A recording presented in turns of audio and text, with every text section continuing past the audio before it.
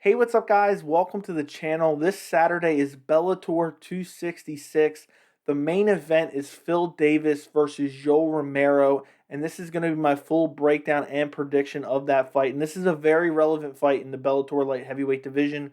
We have the whole tournament thing going on right now, and I am just so excited to finally see Yoel Romero return to MMA. He's not fought since March of 2020 when he last fought for the UFC. And this fight is going to be his Bellator debut as well as his light heavyweight debut. He was originally supposed to fight Anthony Rumble Johnson a month or so ago. I was so excited for that fight. Bellator couldn't have got the matchmaking more right. They signed Rumble Johnson, they signed Yoel Romero, and they said, you know what, in their first fights, let's book them against each other. And I absolutely love that fight. Unfortunately, Yoel Romero had to pull out with some type of medical clearance issue, and we never really ended up getting any further details on what that exact issue was. But now he's finally going to return. He's going to fight Phil Davis this Saturday at Bellator 266. So let's talk about Yoel Romero a little bit, because Yoel Romero is a guy, he is one of my favorite middleweights to watch. And you could easily make an argument he was one of the greatest UFC middleweights of all time. You could even make an argument that he went undefeated in the UFC. And I know some of you are thinking, what is he talking about? He left on a 3-fight losing streak, but you could make an argument. Yoel Romero went on to fight Robert Whittaker twice for the title. And the first time he fought him, he lost the decision, and it was a very close decision. I believe it could have went either way. Yoel Romero could have easily got it. Robert Whittaker did get it by unanimous decision, but he could have won that fight. Then he goes on to fight Luke Rockhold for the interim middleweight title and KOs Luke Rockhold. He does not win the belt because, unfortunately, Yoel Romero missed weight. So Yoel Romero is probably the greatest fighter in the UFC to never win a belt, because he never touched a belt, and he could have in that fight if he would have just made weight. Unfortunately, he missed the weight, so he didn't get a belt there. So now he gets his rematch with Robert Whittaker, and this fight was even closer than the first one. Could have easily, it was a coin flip, it was 50-50, could have went either way, but Robert Whittaker gets the split decision there. Then he goes on to fight Paulo Costa. He loses via unanimous decision. That fight was absolutely insane. Both guys dropped each other multiple times. And this fight could have went either way. A lot of people had it for Yoel Romero. A lot of people had it for Paulo Costa. I personally had it for Yoel Romero. And I just really thought, I didn't think it was a robbery by any means, but I really thought it could have gone either way. And if you look back at the record and it says unanimous decision, if you didn't watch the fight, you don't realize how razor thin it was. But he could have easily won that fight. Then he goes on to fight Israel Adesanya at UFC 248, March of last year. And this was Yoel Romero's last fight. And this fight was one of the worst title fights I've ever seen. Whether it was Yoel Romero's fault, Israel Adesanya's fault, it doesn't matter. Honestly, it was both their fault. Neither one of them wanted to do anything, but I believe that Yoel Romero could have easily got this decision. There was literally nothing done in the fight other than one Yoel Romero blitz, and he landed hard on Israel Adesanya. The rounds were just full of nothingness, so I'm not really going to complain about that. But he could have easily won the title so many times. He could have won twice against Robert Whittaker. He could have won the interim title against Luke Rockhold if he didn't miss weight. And then he could have won against Israel Adesanya. So I'm just making that, known, just because it just shows, how good Yoel Romero truly is. Because if you look at the names on his resume, and every prediction video, I'll go over a guy's resume. And that's not the main reason I pick a guy, but it helps you guys understand how I get to my decision. Look at some of these names. Lyoto Machida, back before Lyoto Machida was washed. Jacare Souza, when Jacare Souza was really, really good and a title contender at middleweight. Chris Weidman in his prime. That flying knee that he landed on Chris Weidman was absolutely amazing. And the ground and pound that he followed up with, to this day, was some of the most brutal ground and pound I've seen in my life. Then he goes on. I've already gone over the other fights. But he is just a guy who has fought everybody at middleweight over the course of his career. I mean, the Lyoto Machida, going back to that, Lyoto Machida, that finish was absolutely disgusting. I like to call him the Hellbows. He took Lyoto down and immediately started just slamming elbows into him. And at this point in time, Lyoto Machida was still that elusive Lyoto Machida that we know and love. Unfortunately, obviously, he's on the downslope of his career now, so people look at that win and probably are like, isn't that good? But this was back in 2015 when he was still very, very good. So Yoel Romero has literally fought everyone in the UFC. I was actually very disappointed in the UFC when they cut Yoel Romero. I really thought that he belonged there. I really thought that he was a good measuring stick for other guys. And I thought, he could still work his way back to a title shot. Apparently, there was some type of contract dispute. The UFC decided to let him go. And it was Bellator's win there. Bellator picked him up. Even though he's an older guy, look at the shape he's in. I mean, is there any other guy that is his age that is in the shape that he is in? It's just absolutely insane. Then you go over and you look at Phil Davis, another former UFC fighter, but he's been out of the UFC for quite a few years. He left the UFC back in 2015. And I remember thinking at that point in time, I did not think Phil Davis was ever going to contend for a UFC light heavyweight title. But he was a great guy to have around as like a gatekeeper, as a measuring stick. We knew Phil Davis's skill set, and I remember being very disappointed they got rid of him.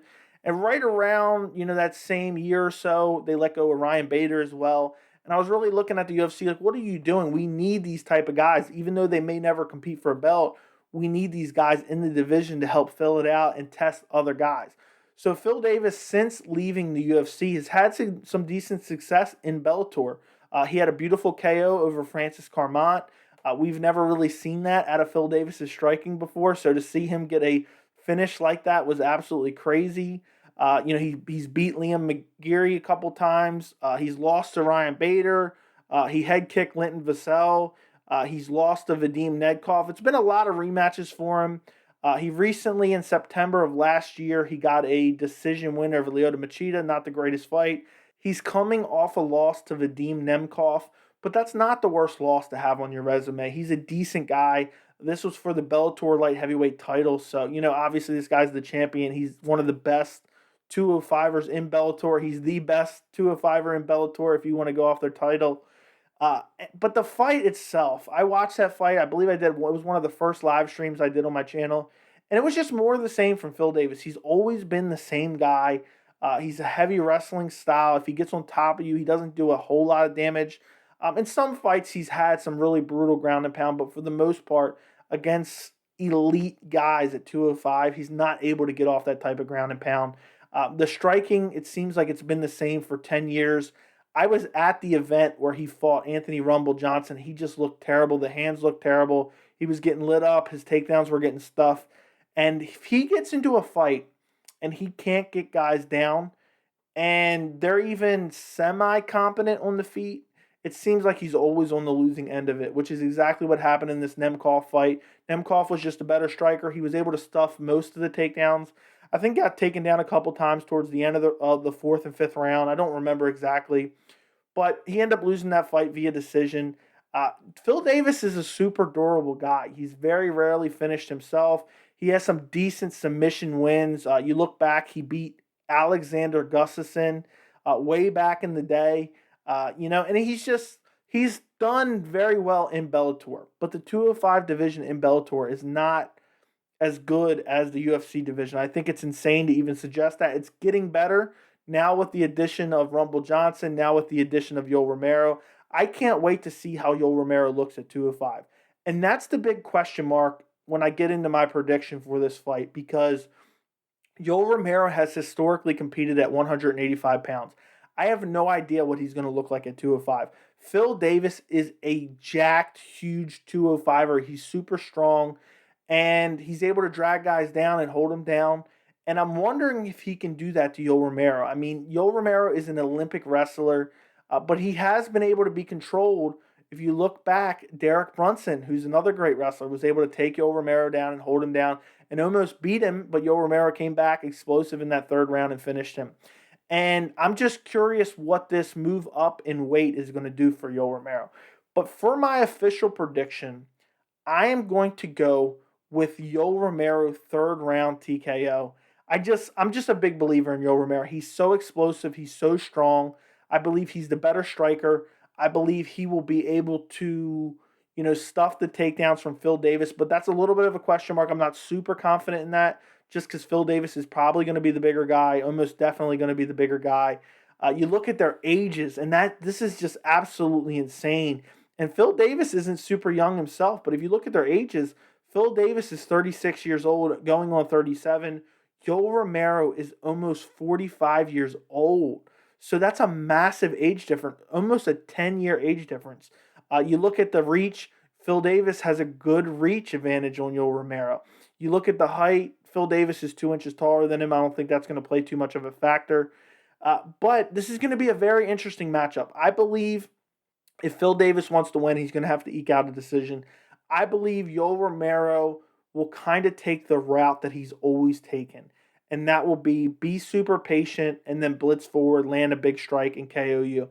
And I think he will find a way to KO Phil Davis, whether it's a flying knee, a leaping left hook, whatever it may be. I think he's going to find it. I think he's going to be patient. I think he's overall the better striker, even though his striking isn't super technical, it's just more of a wait and then explode, wait and explode.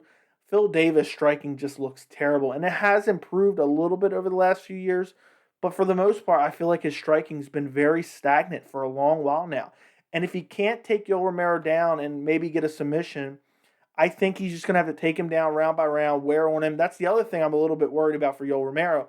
Phil Davis definitely has the stamina advantage. Yoel Romero gets tired in the later rounds. We've seen him get tired in 3-round fights. In 5-round fights, he's very, very conservative, hence the Israel Adesanya fight. So I'm really curious how he manages his energy.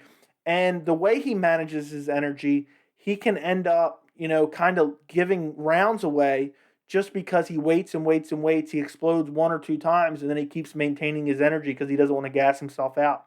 So I really think that this fight is going to be majority contested on the feet. I think Yoel Romero is going to be typical Yoel Romero. I think he's going to explode, land some type of crazy strike on Phil Davis and just put him to sleep. I think he's going to be able to stuff the takedowns. And I just really believe in Yoel Romero. I think he's one of the greatest middleweights of all time, and I think he will do just fine at light heavyweight.